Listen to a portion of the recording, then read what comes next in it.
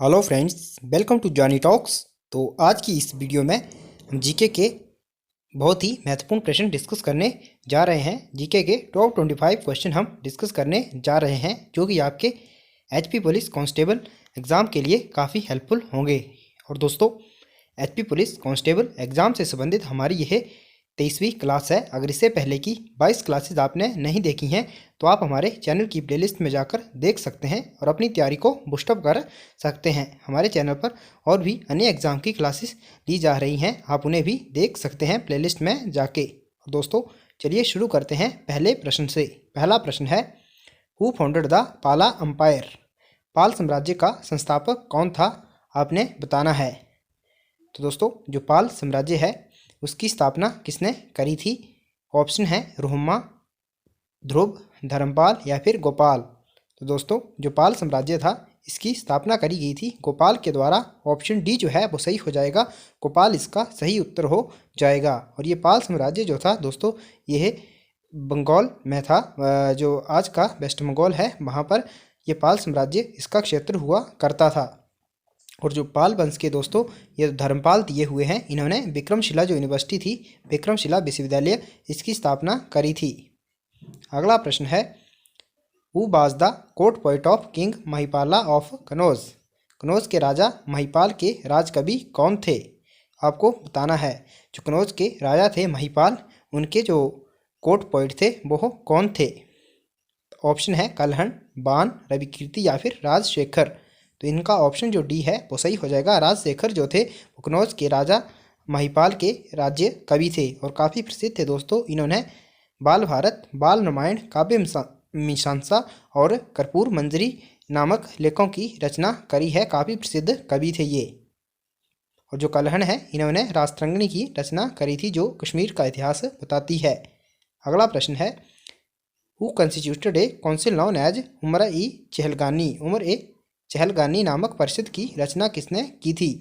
तो दोस्तों, उमर ए चहलगानी जो परिषद थी इसकी स्थापना करी गई थी इल्तुतमिश के द्वारा। ऑप्शन बी सही हो जाएगा। यह 40 सरदारों का समूह था। और दोस्तों, इसका जो दमन करा था वो करा था बलबन ने। अगला प्रश्न है, Al Biruni came to India in? Al Biruni Bharat कब आया था, आपने बताना है। दोस्तों, जो अल बिरूनी था वो भारत आया था 11वीं शताब्दी में। तो ऑप्शन सी जो है वो सही हो जाएगा। और दोस्तों, जो अल बिरूनी था यह महमूद गजनवी के साथ भारत आया था। और दोस्तों, इसका जो वास्तविक नाम था अबू रिहान था। और दोस्तों, इसने है किताब उल हिंद या फिर तहकीक उल हिंद पुस्तक की रचना करी थी। जो अल बिरूनी था इसको ही भारत के इतिहास का प्रथम जानकार माना जाता है। दोस्तों, आपके लिए महत्वपूर्ण अपडेट है, अगर आप एचपी पुलिस कांस्टेबल एग्ज़ाम की तैयारी कर रहे हैं तो परीक्षा ऐप आपके लिए बेस्ट सीरीज़ लेके आया है। मैंने काफ़ी पहले वीडियो में भी बताया है, इसमें बिल्कुल एग्ज़ाम ओरिएंटेड आपको टेस्ट देखने को मिलेंगे। 15 से 20 टेस्ट 2019 के भी मिल जाएंगे और 21 के भी मिल जाएंगे। अगर आप इनको परचेज़ करना चाहते हैं तो आप कूपन कोड जानी50 यूज़ कर सकते हैं, जिससे आपको 50% का डिस्काउंट मिल जाएगा और आपको यह बेहद ही कम कीमत पर अवेलेबल हो जाएंगी। अगर आप परीक्षा ऐप को डाउनलोड करना चाहते हैं तो इसका लिंक मैंने डिस्क्रिप्शन में दिया है, आप वहां से डाउनलोड कर लीजिए। चलिए चलते हैं अगले प्रश्न की ओर। अगला प्रश्न है, the dual system of government was abolished by? द्वैध शासन प्रणाली का उन्मूलन किया गया था। तो दोस्तों, बंगाल में जो द्वैध शासन प्रणाली थी तो ये है वॉरेन हेस्टिंग के द्वारा ख़त्म करी गई थी, एबोलिश करी गई थी। ऑप्शन बी सही हो जाएगा। और बात करें इसकी कि ये किसके द्वारा लागू करी गई थी, तो जो रॉबर्ट क्लाइव था बंगाल का गवर्नर, उसके द्वारा यह इम्प्लीमेंट करी गई थी। अगला प्रश्न है, which militant nationalist killed the Rand? किस राष्ट्रवादी सिपाही ने रैंड का कत्ल किया था? तो दोस्तों, रैंड जो था एक अंग्रेज अधिकारी था, इसकी जो हत्या करी गई थी वो दामोदर चापेकर के द्वारा करी गई थी। ऑप्शन ए सही हो जाएगा। जो दामोदर बंधु थे दोस्तों, उन्होंने ही एक रैंड और एक था एरेस्ट, एक लेफ्टिनेंट, इनकी हत्या करी गई थी पूना में दोस्तों। प्लेग बीमारी के जो प्लेग थी उस बीमारी के ये अधिकारी थे, जो उसके लिए जो कमेटी बिठाई गई थी उसके प्रमुख अधिकारी थे। अगला प्रश्न है, which of the following leaders was not involve the emergence of trade union movement? निम्न में से कौन सा नेता श्रमिक संघ आंदोलनों के उद्भव में शामिल नहीं था? तो दोस्तों इन ऑप्शन में से जो मोहम्मद अली जिन्ना है वो शामिल नहीं थे ट्रेड यूनियन मूवमेंट से संबंधित, तो ऑप्शन सी सही हो जाएगा। और बात करें इसकी ऑल इंडिया ट्रेड यूनियन की स्थापना 31 अक्टूबर 1920 को हुई थी और इसके जो प्रथम अध्यक्ष बने थे वो बने थे लाला लाजपत राय। अगला प्रश्न है faulting of its origin to, भ्रंशन उद्भवित होता है? तो दोस्तों जो भ्रंशन है यह उद्भवित होता है तनन बल की ओर से यानी कि टेंशनल फोर्सेस से। ऑप्शन ए जो है वो सही हो जाएगा, टेंशनल फोर्सेस। अगला प्रश्न है the origin of earth dates back to, पृथ्वी का उद्भव माना गया है आज से पूर्व। दोस्तों जो पृथ्वी का ओरिजिन है वो माना गया है आज से 4.6 करोड़ वर्ष पूर्व, तो इसका ऑप्शन जो बी है वो सही हो जाएगा, 4.6 करोड़ वर्ष। अगला प्रश्न है monsoon winds fall in the category of, मानसूनी हवाएं किस वर्ग में आती हैं? ऑप्शन है आपके भूमंडलीय पवने, स्थानिक पवने, आवर्ती पवने या फिर इनमें से कोई नहीं। तो दोस्तों जो मानसून विंड्स हैं यह सीजनल विंड्स या फिर पीरियोडिक विंड्स में आती हैं, तो इसका ऑप्शन सी सही हो जाएगा, आवर्ती पवने या फिर पीरियोडिक विंड्स। अगला प्रश्न है the position of the sun, the moon and the earth in a straight line is called, सूर्य, चंद्र तथा पृथ्वी की एक सीधी रेखा में स्थिति क्या कहलाती है? आपको बताना है जब सूर्य, चांद और जो पृथ्वी है यह एक सीधी रेखा में होते हैं, तो उस जो पोजीशन है दोस्तों उस पोजीशन को सिजगी कहा जाता है। ऑप्शन ए सही हो जाएगा, सिजगी कहा जाता है जब सूर्य, चांद और पृथ्वी जो है वो एक सीधी रेखा में होते हैं।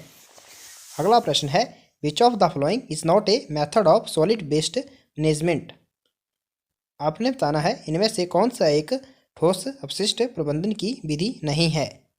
इंसाइरेशन, कंपोस्टिंग या फिर लैंडफिल साइट्स। तो दोस्तों इनमें जो कंपोस्टिंग है वो ठोस अपशिष्ट प्रबंधन की विधि नहीं है, ये एक कंपोस्टिंग जो है दोस्तों यह एक खाद बनाने की विधि है। ऑप्शन बी सही हो जाएगा। Which of following countries consume more fish than any other country in the world, निम्न में से किस देश में अन्य देशों के मुकाबले अधिक मछली का उपभोग किया जाता है? तो सबसे ज़्यादा जो उपभोग है दोस्तों मछली का वो चाइना के द्वारा किया जाता है, चीन के द्वारा किया जाता है। ऑप्शन बी जो है वो सही हो जाएगा, चीन। अगला प्रश्न है mixed cultivation is found through out, संपूर्ण डैश डैश में मिश्र खेती पाई जाती है। ऑप्शन है एशिया, यूरोप, अफ्रीका या फिर ऑस्ट्रेलिया। तो दोस्तों जो एशिया महाद्वीप है उसमें मिक्स्ड कल्टीवेशन पाई जाती है। ऑप्शन ए सही हो जाएगा, संपूर्ण एशिया में मिश्र खेती पाई जाती है। अगला प्रश्न है चेबियोट हिल्स आर सिचुएटेड इन, चेबियोट पहाड़ियाँ अवस्थित हैं। तो दोस्तों जो चेबियोट पहाड़ियाँ हैं ये पाई जाती हैं इंग्लैंड में, स्कॉटलैंड में भी पाई जाती हैं, लेकिन ज़्यादातर इसका हिस्सा इंग्लैंड में आता है, तो इसका ऑप्शन सी जो है वो सही हो जाएगा, इंग्लैंड में पाई जाती हैं चेबियोट हिल्स। अगला प्रश्न है the Shan massif plateau is situated in, Shan massif पठार अवस्थित है। तो सैन मैसिव का जो पठार है ये आता है म्यांमार में। ऑप्शन बी जो है वो सही हो जाएगा, शान हिल जो है वहाँ पर पाया जाता है, सैन मैसिव पठार जो है वहाँ पर अवस्थित है। ऑप्शन बी जो है वो सही हो जाएगा। अगला प्रश्न है और बात करें जो अब्सीनिया का पठार है दोस्तों वो है इथियोपिया में। अगला प्रश्न है the Malais and Palkonda hills are situated in, Malai and Palkonda पहाड़ियाँ अवस्थित हैं। तो दोस्तों मलाई तथा पालकोंडा की जो पहाड़ियाँ वो पूर्वी घाट में अवस्थित हैं। ऑप्शन ए सही हो जाएगा, आंध्र प्रदेश के हैदराबाद में है मलाई और पालकोंडा की पहाड़ियाँ। अगला प्रश्न है which of the following rivers does not form A rift valley, निम्न में से कौन सी विभ्रंश घाटी का निर्माण नहीं करती है? तो आपने बताना है इन ऑप्शन में से कौन सी नदी विभ्रंश घाटी का निर्माण नहीं करती है। तो दोस्तों जो गोदावरी नदी है वो विभ्रंश घाटी का निर्माण नहीं करती है, ये डेल्टा बनाती है, तो इसका ऑप्शन ए सही हो जाएगा, गोदावरी नदी। और नर्मदा और ताप्ती नदियाँ जो हैं यह विभ्रंश घाटी का निर्माण करती हैं और यह अरब सागर में गिरती हैं। अगला प्रश्न है भारतीय संविधान का कौन सा लक्षण अमेरिकी संविधान से समानता रखता है? तो आपके ऑप्शन हैं एक लिखित संविधान, एकल नागरिकता, एकीकृत न्यायपालिका या फिर सरकार का संसदीय स्वरूप। तो दोस्तों भारत और अमेरिका के संविधान में समानता जो है वो है मुख्य समानता लिखित संविधान ऑप्शन ए सही हो जाएगा। अमेरिका और भारत का संविधान जो है वो लिखित संविधान है। अमेरिका का सर्वप्रथम पहला लिखित संविधान है और सबसे लंबा जो लिखित संविधान है वो है भारत का। अगला प्रश्न है, who adopted the constitution of India on the 26 नवंबर 1949। 26 नवंबर 1949 को भारतीय संविधान को अंगीकार किया गया था। तो यह अंगीकार किया गया था दोस्तों संविधान सभा के द्वारा। इसका ऑप्शन डी सही हो जाएगा, इनमें से कोई नहीं।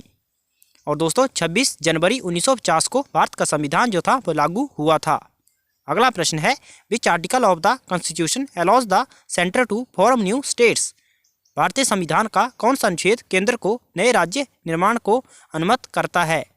तो दोस्तों भारतीय संविधान का जो अनुच्छेद 3 है वो संसद को नए राज्य के निर्माण की अनुमति देता है। तो इसका ऑप्शन ए सही हो जाएगा, अनुच्छेद 3।